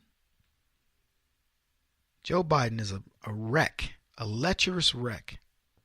He's got a problem. They say Biden walks around when he was the vice president, and they were in wherever their residence was. He would walk around butt naked at night. This is what this Secret Service guy is saying. This guy walked around butt naked at night, stark naked. I don't know why they call it stark versus even buck naked. We used to call it butt naked. Not going to understand that because it shows your butt. But buck naked or stark naked, I don't get. I have to look those up. I don't like not knowing the meaning of things. But anyway, Biden walks around in his birthday suit at night. Now here's what I want you to remember. Now here's what I want you to remember about what I want you to remember about leftists. They pretend to protect those whom they hurt the most. So here's what the Huffington Post said about Biden's legacy. Joe Biden will leave a legacy of staunch advocacy for women's rights when he steps down as vice president in a week. He was a leader in passing and renewing the 1994 Violence Against Women's Act and had been the chief advocate of the Obama administration's national campaign to combat sexual assault on college campuses. Neither of which have done anything. Those achievements, among others, were no small reason why he was awarded the Presidential Medal of Freedom, the nation's highest civilian honor. Biden touted his role in elevating the seriousness and pervasiveness of sexual harassment in the September 2015 speech, noting that his work dated back as far as 1991. During the Clarence Thomas hearings, one of those things emerged was the issue of sexual harassment. It was the thing that no one wanted to touch. I remember saying to my colleagues, this is much bigger than a single judge. Whatever. He's a dirty old fart is what he is. And he wants people to believe that he fights for women. But like I told you, it's quite the opposite. Joe Biden's not fighting for women. He's fighting to protect himself in the event of a woman saying, "You did this to me." Yeah. Your so-called fight for women gives him ammunition. That's right. If women or even their husbands or their friends accuse him of being what he is, he can say, "No, I received the humanitarian award for this. I received the Congressional Medal of this or that." He's a dirty old man. Best-selling author Ronald Kessler documented Biden's problems with female agents in his book, The First Family Detail. Agents say that whether at the vice president's residence or at his home in Delaware, Biden has a habit of swimming in the pool nude. Female Secret Service agents find that offensive. The Secret Service agent confirmed Kessler's story, adding, it was especially an issue at his Delaware house that he would go to every weekend. He would only get naked when Jill was absent. Jill's his wife. And the only reason someone has knocked Biden on his butt to stop his lecherous behavior is Biden's power. And you can bet this pathology is not limited to Joe Biden. This is across the board. Many in D.C. behave this way, folks. Or they're far worse. And like Hollywood, if we knew the extent of this behavior, we wouldn't allow politicians to get as comfortable in their roles as we allow them to get. But we do. Anyway, I'm going to shift off of that. I want to talk about Planned Parenthood because they've been denied. Here's what's funny. I was thinking about Planned Parenthood. If this organization, we could get rid of it immediately. If it was started by a president who supported the Klan, it would be done. They'd kill it. You would know all about it. You'd know its history. You'd know the reason that it kills so many minority babies. That would be a stat that the left would throw up. They would be talking about, how this organization needs to be outlawed in every state. How could it possibly be allowed to get funds? Yada, yada, yada. It would be completely broke. That's what I think. Anyway, the Eighth Circuit U.S. Court of Appeals has, for the second time in 4 months, turned Planned Parenthood Great Plains away in its quest to regain qualified health care provider status in the state of Arkansas.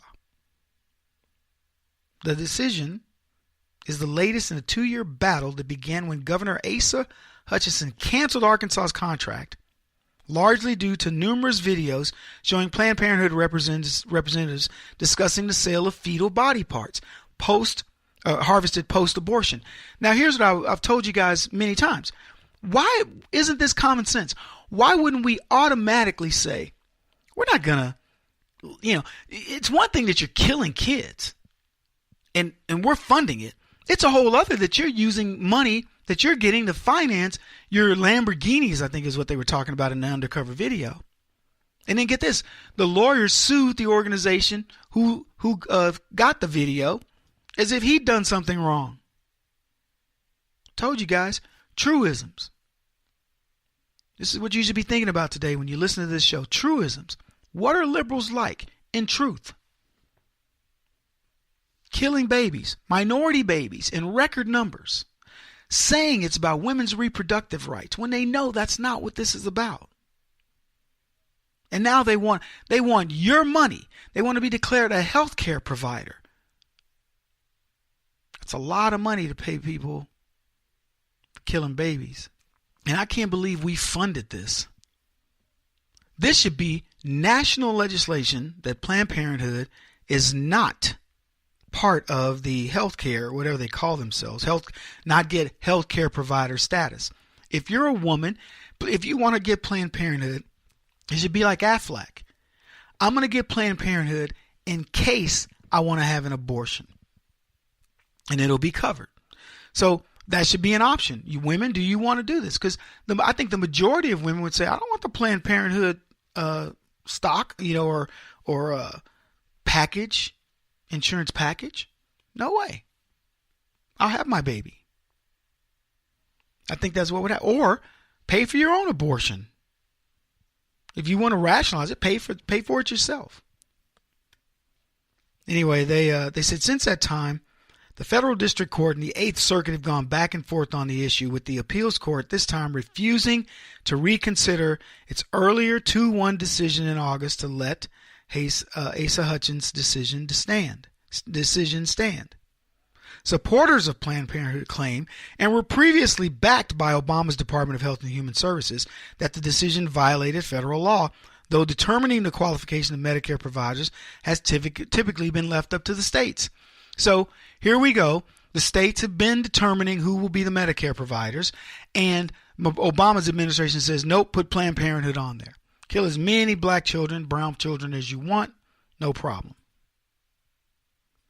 Attorney General Leslie Rutledge is pleased with the court's decision to deny the request for the rehearing, which reaffirms that Planned Parenthood and the 3 patients it recruited could not contest in federal court Arkansas's determination that a medical provider has engaged in misconduct that merits disqualification from the Medicaid program.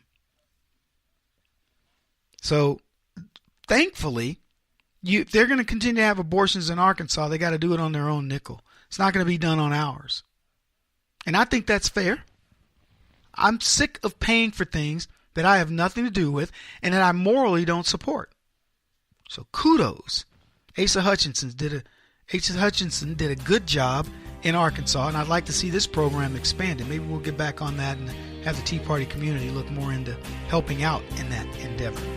Back in a bit. Kevin Jackson on the Black Sphere Radio Network. Do you owe back taxes to the IRS or state? The secret to avoiding the IRS nightmare is to seek professional representation. My friends at Security Tax Associates provide the most cost-effective and ethical representation in the industry while helping to avoid seizures, levies, and wage garnishments. Security Tax Associates is here to ensure that the appropriate steps are taken to permanently eliminate any possibility of future tax burdens once and for all. For a free, no-obligation consultation, contact Security Tax Associates, 844-779-4177. That's 844-779-4177. 844-779-4177. Or visit them at securitytaxassociates.com.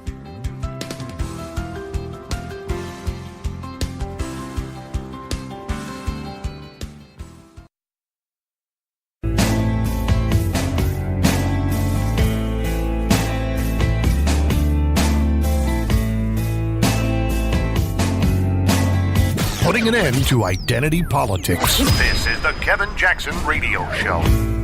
What's up, everybody? Kevin Jackson here. We got a lot to cover because how many stories we got left? Like 7 just for the day? How many did we have the other day? How many did we have left over? Like 4? Holy cow. You know what I love about that, though? It means that we are so prepared for this show. We could do another hour easy in our sleep. A friend of mine does 4 hours of radio, and I thought, man, 4 hours, woo. You know what they do? They repeat hour 1. They ain't doing 4 hours of radio. They could sandwich my show in there for an hour or do something tricky. Nope. Anyway, what are we going to talk about? Trump numbers. Rasmussen Daily Report numbers, whatever you want to call it. 44% of likely U.S. voters approve of Donald Trump's performance. 54% disapprove. If you believe those numbers, by the way, they say that's an improvement. If you believe those numbers, you're a brain-dead leftist moron. Latest figures include 28% who strongly approve of the way the president is performing and 45% who strongly disapprove. Gives him a presidential approval rating index of -17. President Trump's actual index is probably +17. And I'm not trying to be funny about it. It probably is. I don't believe the polls. Donald Trump, look, and I know we are in a bubble of sorts because we're like, man, did you know he did this, he did that, he did this, and they don't know it. And I know there's a lot of negative media, but there's also a lot of people that go, I don't believe the media, I don't trust the media. I believe if Donald Trump ran for re-election right now, he'd rebeat Hillary Clinton in a landslide, and he'd beat any other opponent you'd stick in front of him. I believe that wholeheartedly. Guy's good. All right, let's move on. Emotional squirrel support. Have you seen this story? Which one of you guys got me this story? This is a funny story. I liked it. And I'll tell you why. It's kind of like, who can tell you who to love? So here's the gist of the story. It's out of Florida, and a guy has a support animal, one of these anxiety animals. And instead of it being an anxiety dog or a cat, it's a squirrel. A renter is fighting an eviction from a Clearwater condo over his pet squirrel, Brutus. Ryan Bolin has claimed that under the Fair Housing Act, he should be allowed to live with this squirrel because it's not just any squirrel. It's a therapeutically necessary squirrel that brings him emotional support. Now, the act says that even in no pet buildings, landlords are required to make, quote, reasonable accommodation to allow pets who serve as an assistant animal, including assistance in the form of emotional support. Boylan's pet squirrel was discovered by property managers when a neighbor's dog drove it up a tree. So the jig was up. And long story short, he told the management team, this is a squirrel that I've got through my physician, and the squirrel is, helps me get through a tough time, post-traumatic stress. And he got a letter from his physician that says, yeah, he does suffer from PTSD. It was an automobile crash. He wasn't in the military. That resulted in herniated disc in his back. And so his doctor writes to him, to help alleviate these challenges and to enhance his day-to-day functionality, I've prescribed Ryan to obtain emotional support animals. The presence of the animals is necessary for mental health of Ryan Boiling because its presence will mitigate the symptoms he's currently experiencing. So either this is one heck of a squirrel. Who knows? I'm just saying. He's got permission to have the squirrel. He rescued this squirrel from Hurricane Matthew. So they have a tight bond. But hey, if he wants a squirrel, this is the way I look at it. Dogs and cats, we've accepted these as our normal day-to-day animals. Some people now are trying to be exotic, so they got iguanas and snakes or whatever. But a squirrel, to me, works. Roger Goodell's under fire. Yeah, let's see. So the Dallas Cowboys, it's mostly been Jerry Jones that's been going after Goodell. He probably looked at his salary and went, are you kidding me? And then he looked at the results of what's been going on in the NFL, and he says, we're losing. We've got a guy who's watching this league go down the drain, and he still wants more money. Now they claim that they offered Goodell. He wanted, I think we talked about this the other day, $50 million in his health insurance. I thought that's a strange request. Why not ask for $51 million for life, but $50 million? They say, here's from Breitbart. They say Goodell tacitly acknowledged the damage done by the politicization of football in remarks delivered just the other day. Please come to our stadiums and be entertained and have fun, not to be protested to. Oh, no, I'm sorry. He says people, not please. I thought he was begging. People come to our stadiums to be entertained and have fun, the commissioner noted, not to be protested to. The remarks came as part of Bloomberg's the year ahead summit and reflect a recognition of a ratings decline and criticism from some sponsors. And though Goodell held up hope to learn from the concerns of the players, he reiterated his desires that they stand for the national anthem. I think that's one of the things when we have a platform the way we do. People seek to find that division. I think that's something we try to resist, Goodell explained of the protest. And in this case, I've been very clear about this. The anthem, the respect for our flag is very important, so I want to see our players stand. Now, that's nonsense. It's nonsense. Roger Goodell could very simply issue an edict that says you will stand for the anthem or you'll lose 4 games. You'll get a 4-game suspension. If you do it again, you'll get an 8-game suspension. If you do it again, you're out of the league. Done. We're not even talking about this. This is why I don't like these guys. He doesn't even have the guts to tell you what he's really doing. One of the few people on the planet who could actually do something about the NFL protests, but he's paralyzed by fear. The man has shirked his responsibilities. The commissioner is supposed to be a steady hand. He's supposed to drive the league in the direction you want it to go, and he's done it. The inaction could cost him his job. And this comes from Breitbart as well. Dallas Cowboys owner Jerry Jones seeks to stop the National Football League from extending the contract of Commissioner Roger Goodell. I told you guys a while back, there's no way as an owner you could look at the performance of Goodell, watch how he capitulates to the players, sells out to PC nonsense, all at the sake of the owner's money as he gets paid over $200 million since he's been doing the job. Highest paid dude in the football league. And I'm talking about bigger money than the Super Bowl winning quarterback. And you think that the owners don't notice this? Shoot. New York Times and ESPN's Outside the Lines both report Jones hiring superstar lawyer David Boyes, attorney for the defendant in Bush v. Gore, for disgraced Hollywood mogul Harvey Weinstein, and for, yes, Roger Goodell's NFL in an effort to block Goodell's contract. The Times said that Jones said in a conference call of 6 owners, those of the Chiefs, Falcons, Giants, Patriots, Steelers, and Texans, that legal papers were drawn up and would be served this Friday if the committee did not scrap its plans to extend Goodell's contract. See, Jerry Jones is smart. He's going, this is a business. And we're going to straighten this business out. And he's not thinking about it for this year. Jerry Jones is written off this year. The year is because he got one of his best players got suspended. I don't watch football, so I don't know of this stuff through the grapevine. But I know one of his best players got suspended. Now, he wants to win, but he's not worried about this year. What Jerry Jones is watching is the trend line for the NFL in general. And if your sport starts to lose its swag, then it doesn't pay you to be a billionaire owner of a football team if nobody gives a crap about football. They buy these teams not because they plan to make money. Money's a good byproduct.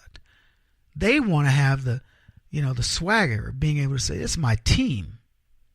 Jerry Jones might be the best businessman ever. He's certainly pretty good at it. For all indicators on my side of things, I don't follow his businesses very much, but he seems to be good at it. I think the market cap of the Cowboys has doubled since he took over, so he's pretty good. And he was a very wealthy man before that, so he's good at it. But what he also knows is that the trend lines for this aren't good, and it doesn't matter how good he is at this. This is beyond his control, and he's trying to get control of it. And I think many of the owners, some of them are, Kroenke, for example, he's worth $30 billion.